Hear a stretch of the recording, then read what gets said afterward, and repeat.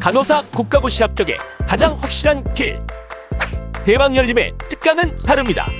현장 강의 100% 신규 촬영, 강의 경력 20년 이상의 검증된 오정화, 김희영 교수팀, 많은 합격생이 추천하는 명품 강의, 간호사 국가고시, 간호직 공무원, 합격은 역시 대박열림고시 학원입니다. 자, 안녕하세요. 안녕하세요. 네, 정신간호 담당하고 있는 김희영입니다. 정신 배우셨죠, 학교에서? 네. 재밌었죠? 아니요. 재미없었어요? 어떡하지? 저는 그 학교 다녔을 때 정신 쪽을 되게 좋아했어요. 왜냐면 실습을 돌 때 정신과 환자랑 말이 통했어요. 그래서 이 사람이 왜 정신과 왔지? 나랑 말이 비슷한데? 예, 그러고 보면 차트를 보면 아니구나, 내가 속았구나 라는 걸 느꼈습니다. 그래서 교수님께서 너는 정신과 가면 절대로 안 돼 얘기를 했어요. 왜냐면 정신과 가는 순간 정신과 환자가 된다 이렇게 얘기를 했고요.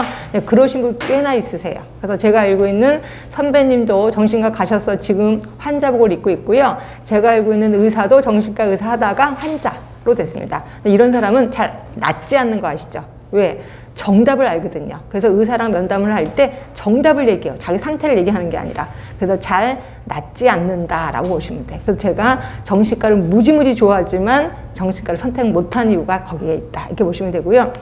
자, 여러분들이 좀 재미없다고 하지만 정신과는 되게 재밌어요. 그리고 이론이 그렇게 어렵진 않아요. 그래서 제가 여태까지 국시를 쭉 관장하면서 정신간호학 때문에 떨어졌다는 사람 한 사람도 못 봤어요. 그죠? 그럼 결국 거꾸로 얘기하면 정신간호학 때문에 떨어졌다는 거는 제 1호다. 내가 머리 없기로 유명한 1호다. 이렇게 생각하시면 돼요. 엄청 쉬워요. 그리고 감만 잡으시면 돼요. 감만 잡고 이런 거 같아 라고 답을 쓰시면 그게 정답일 확률이 좀 높습니다. 그죠? 그렇다고 해서 처음부터 끝까지 다 감으로 잡으면 안 되겠지. 그래서 이론 부분도 훑어보시고 그 다음에 이제 문제 이런 거는 감으로 잡으셔야 됩니다 라고 하면 이제 요런 것 감으로 잡으시면 됩니다. 자, 그러면 그동안의 기출문제가 어떻게 나왔었는데, 자, 맨 처음에 보시면 인간의 이해, 말 그대로 방어기전이요. 방어기제 사용하는 거. 이런 것들이 방어기제 한 2개 정도 나오고, 이거 들어보셨을 거예요. 의식, 전의식, 무의식, 자, 이득, 이런 거 다 들어보셨을 거예요. 그런 게 관련된 게 한 3문제 정도 나옵니다. 자, 그리고 치료적 인간관계와 의사소통. 그래서 처음 사람을 만났을 때, 또 사람을 만나기 전에 이 사람에 대해서 생각하는 거, 이런 것들. 그리고 이 사람이랑 얘기할 때 무슨 대화를 할까? 그리고 이 사람이랑 헤어질 때 어떻게 헤어질까? 이러한 인간관계에 대해서 의사소통하는 게 한 문제 아니면 2문제 정도 나옵니다. 그 다음에 여러분이 조금 힘들어하는 게 정신간호 모델이라고 해서 이건 모형이에요. 거기에서 그 유명한 프로이드의 정신분석 이론이 나오기 시작합니다. 그래서 여기서 여러분이 조금 힘들어 하더라고요. 그래서 제가 예전에 이걸 막 강요를 했다가 이제는 조금씩 제가 이제 양보를 합니다. 그래서 이런 거 나오면 혹시 틀려버리세요 라고 해서 혹시 나올 것만 딱딱 구구단 외우듯이 이렇게만 외우시고 나머지는 그냥 틀려버립시다 이렇게 표현해요. 하여튼 요게 2문제 정도 나옵니다. 그 다음에 점점 정신간호는 지역사회 쪽으로 많이 갑니다. 그래서 병원에서 치료받는 것보다 지역사회에서 일상생활을 하면서 간호를 해야 돼. 특히 정신은. 네. 그래서 정신간호 쪽에 문제가 좀 많이 나옵니다. 얘보다는 항상 하나씩 더 많이 나옵니다. 이렇게. 그 다음에 이 중에서 가장 많이 나는 게 조현병이겠죠. 그 이유 중에 하나가 우리나라 1위가 조현병이거든요. 그래서 조현병에 대해서 5문제, 6문제 정도 나오고요. 그 다음으로 많이 나오는 게 요 기분장애. 우울증이에요, 우울증. 그래서 이거는 여러분도 많이 느낄걸요? 그래서 이제 우울장애에 대해서 문제를 풀 때 보면 꼭 내 얘기를 하는 것 같아서 문제가 저절로 풀리는 경우도 많아요. 그래서 여기 한 5문제 꼭 나오고, 그 다음에 이제 불안장애가 4문제가 나오기도 하고, 5문제 나오기도 하고, 불안장애 중에서도 공황장애.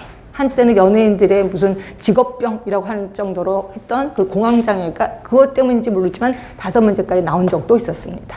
그 다음에 이제 신체형 장애는 이런 거 있잖아요. 우리 막 스트레스 받으면 갑자기 배가 아파. 스트레스 받으면 또 갑자기 눈이 안 보여. 이런 경우도 있습니다.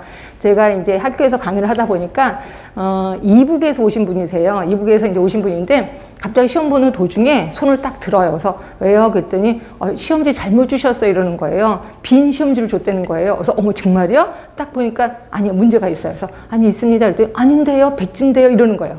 그분 눈이 안 보이는 거죠, 지금. 너무 스트레스를 받아서. 그래서 긴장을 풀으세요라고 했는데 끝끝내 안 보였어요. 그래서 결국 시험을 못 봤거든요. 이런 것들 모두 신체형 장애라고 보시면 될 것 같고요. 그래서 그분은 결국 간호 쪽을 포기했어요. 근데 그 다음에 이제 장사를 해서 돈을 더 많이 벌고 있다, 이렇게 보시면 되고요. 하여튼 이런 상황.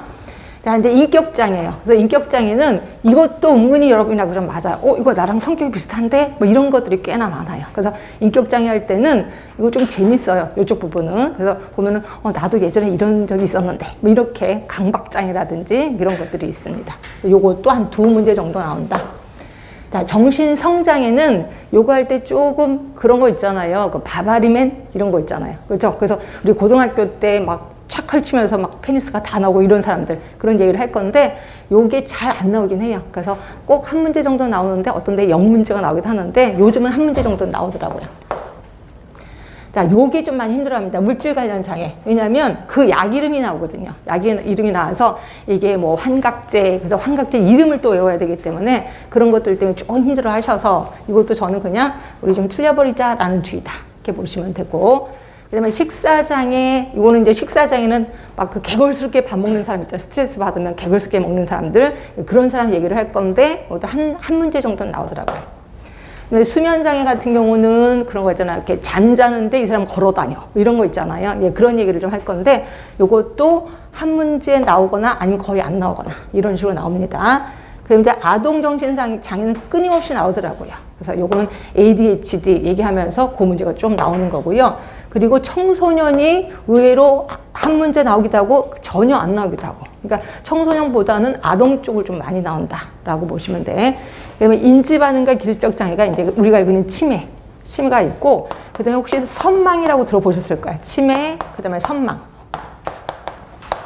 자, 치매는 뭔지 아실 거고, 선망은 그런 거예요. 노인분들이 수술을 받잖아요. 그럼 뇌에 혈액순환이 줄어들잖아. 이걸로 인해서 이제 남이 안 보이는 것이 내 눈에 보이는 거예요. 갑자기 웬 귀신이 나타나기도 하고, 갑자기 여기가 병원인데 우리 집인 것 같은 착각을 하는. 그래서 대부분 노인분들이 많이 걸리는 게 선망이에요. 그래서 이런 것들 때문에 시험 문제가 한 문제 정도 꼭 나온다라고 보시면 돼요. 그래서 보기에는 되게 어렵게 보이지만 나름대로 좀 재밌는 게 정신 쪽이라 이렇게 보시면 되고, 그래서 제가 문제 풀다가 재밌는 얘기도 좀 많이 할 거예요. 그랬더니 여러분들이 꼭 재밌는 얘기만 기억을 하더라고요.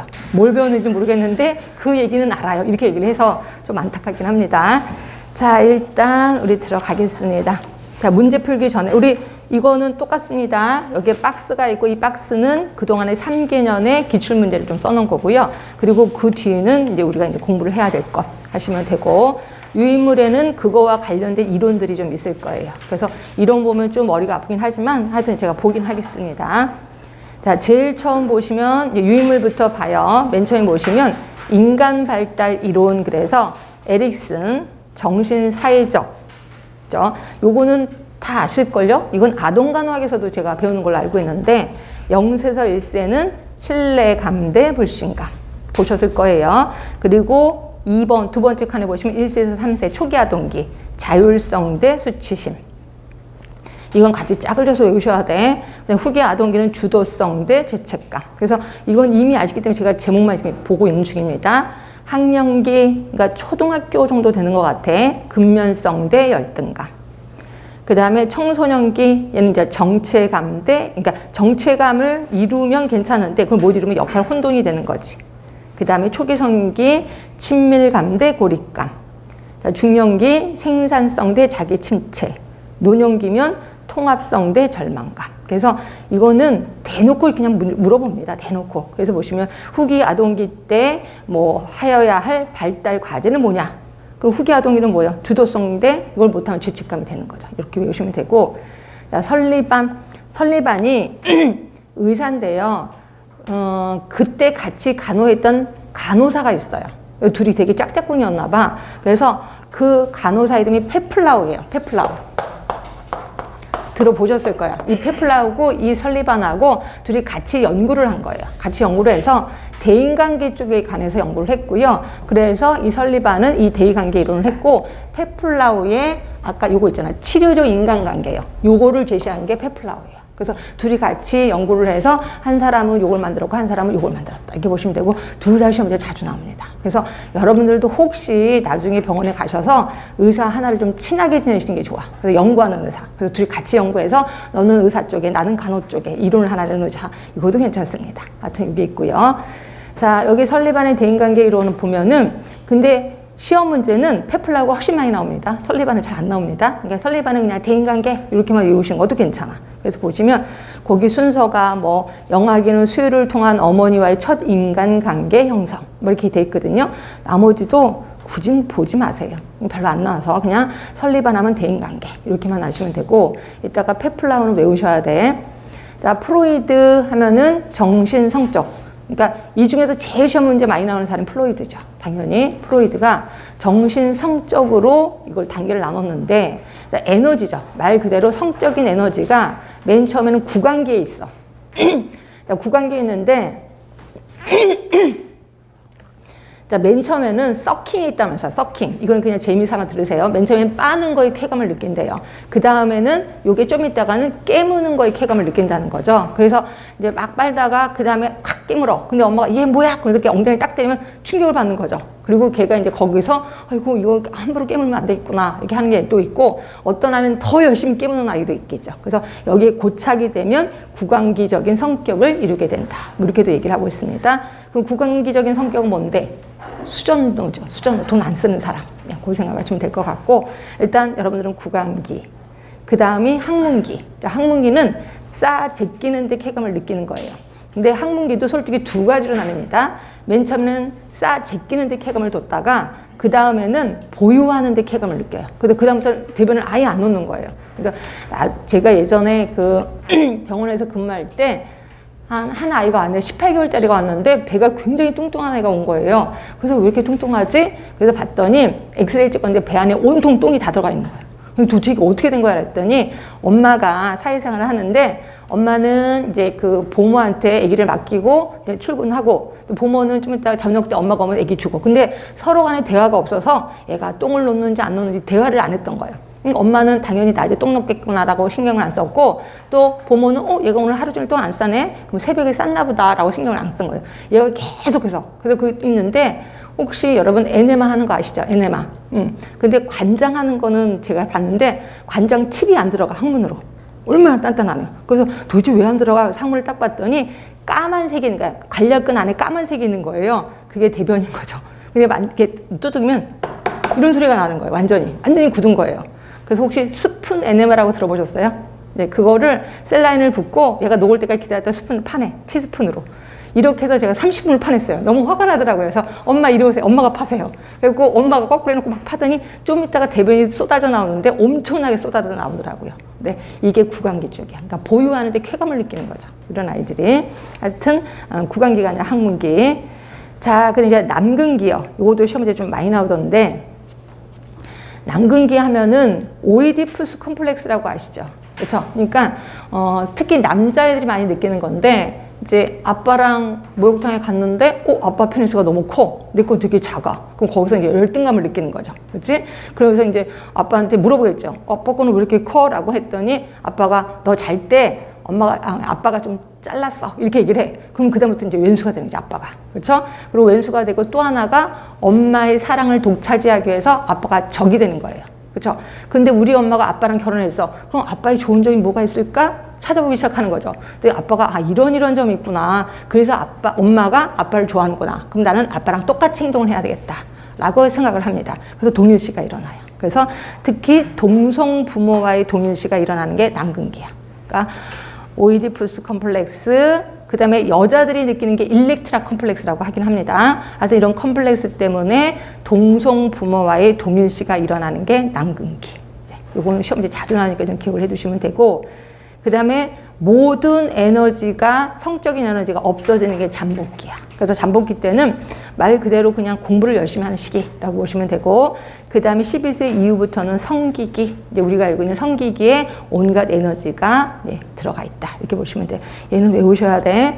구강기, 항문기, 남근기, 잠복기, 성기기. 그래서 순서대로 외우시고, 나이까지 외울 수 있으면 좋은데, 나이도 대강 감으로 좀 잡으세요. 어릴 때 1.5세, 그 다음에 3세, 6세, 그 다음에 7세에서 10세면 초등학교입니다. 요때가 잠복기. 그 다음에 12세가 넘어가면 중학교부터는 성기기로 가는구나. 이래서 감을 좀 잡으시면 돼요.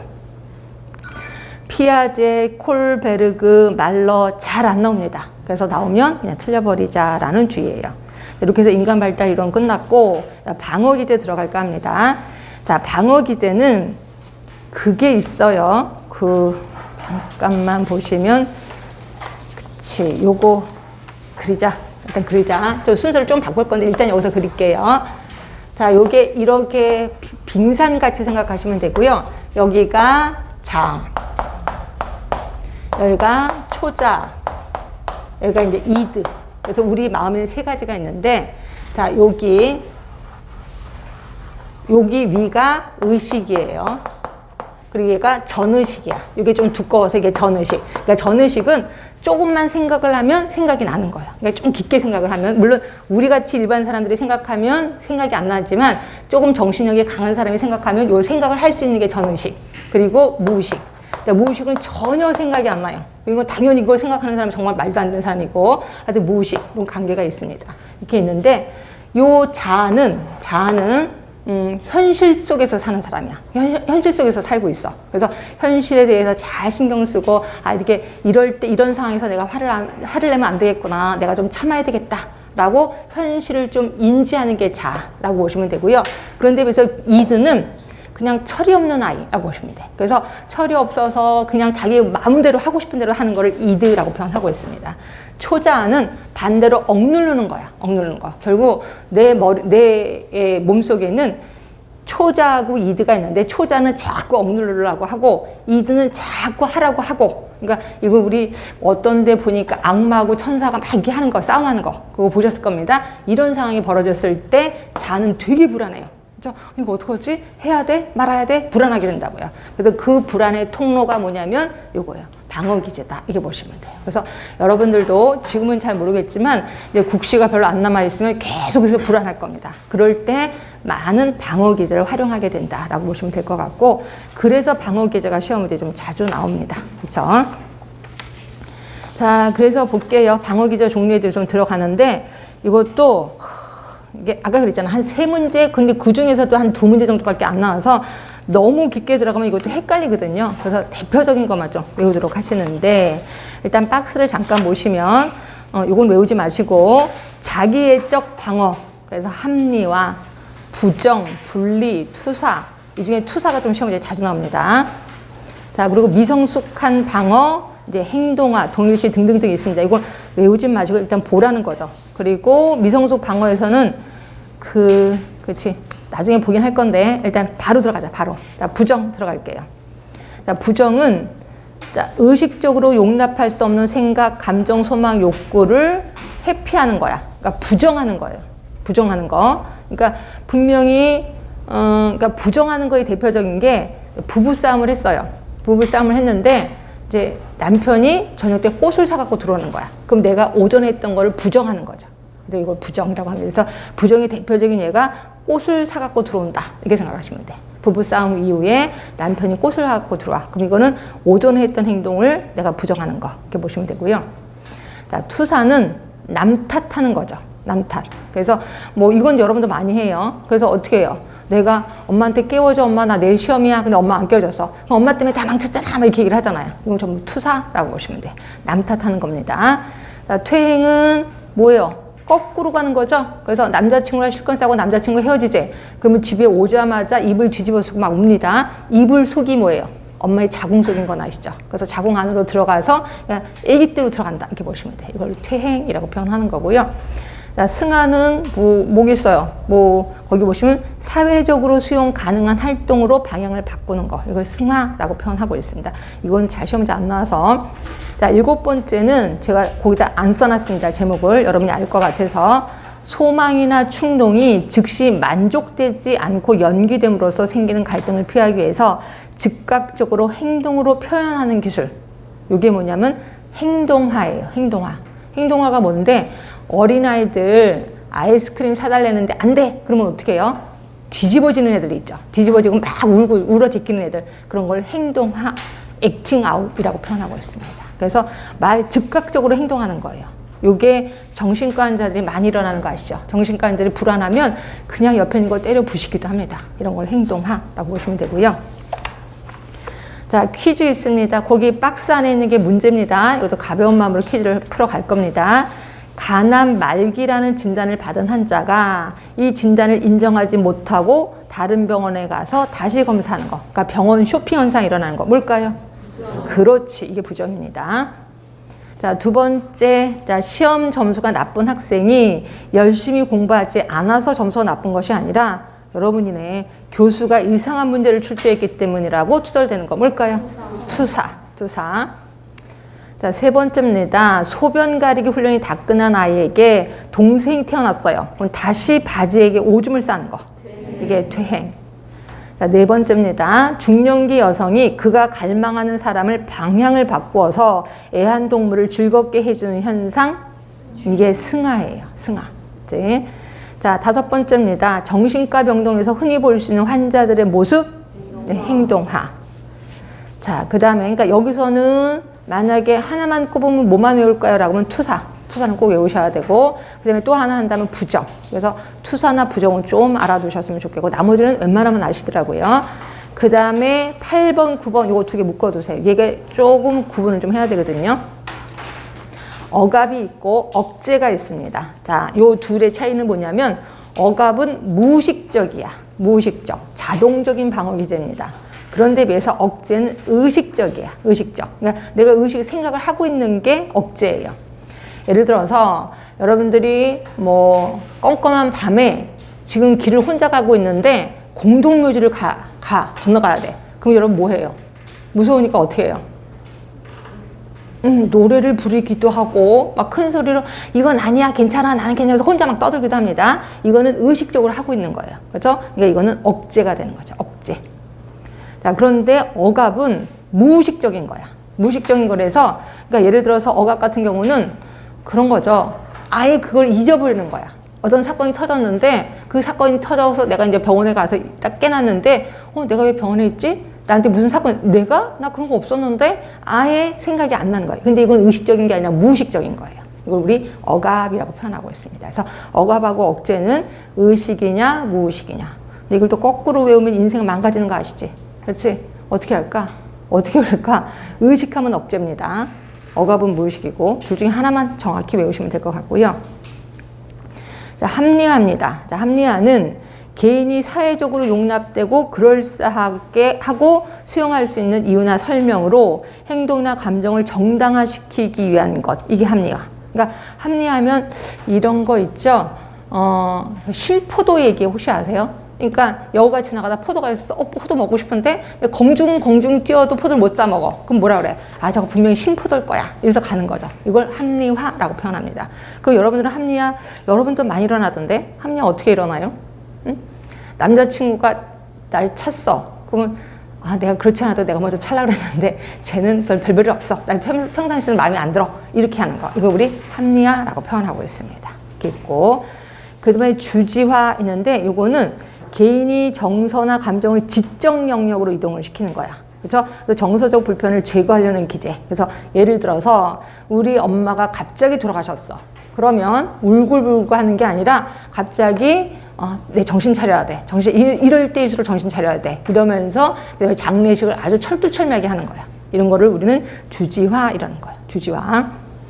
조금 힘드실 겁니다. 대리 형성. 자, 대리 형성은 긴장을 감소시키기 위해서 원래 대상과 비슷하고 동시에 사회적으로 용납되는 다른 대상으로 만족하는 방법이 돼. 그러니까 대리 형성이야. 말 그대로 대리될 만한 물건을 하나 만드는 것이라고 보시면 돼요. 그래서 이런 것들은 잘 나오진 않아서 이 중에서 억압, 억제는 좀 신경 쓰시라라고 표현했고요.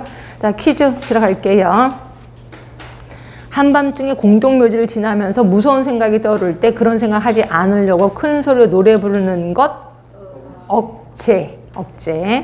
자, B 학점의 시험 결과를 바꿔서 이것도 우리 얘기하나 봐. 자, B 학점을 받는 것이 A 학점을 받고 일찍 죽는 것보다 훨씬 좋다고 생각하는 현상. 합리화. 그 다음에 세 번째입니다. 가족의 죽음을 당해서 참을 수 없을 만큼의 고통을 참으면서 침착하고 논리적인 방법으로 장례 절차를 따르는 것. 이게 예, 주지화 또는 지식화라고도 표현합니다. 자, 죄책감이나 수치심 또는 자존심을 상하게 하는 일들을 아예 기억을 못하는 것. 이게 억압. 이게 억압. 그 다음에 어머니를 잃은 여자아이가 이모를 대신 따르는 거. 그리고 예, 꿩 대신 닭이라고 하는 거. 이거 우리 대리형성이라고 표현하고 있습니다. 자, 그 다음에 그러니까 여기서는 기억하실 게 억압과 억제를 좀 기억을 해주시면 돼. 억압과 억제. 자, 그 다음에 해리는 그렇게 나오진 않아서 그냥 해리는 말 그대로 그냥 거기 보시면 갈등과 관련된 감정을 인식하지 못하도록 해서 개인을 보호하는 기제. 목류병이 해리 쪽에 해리. 목류병.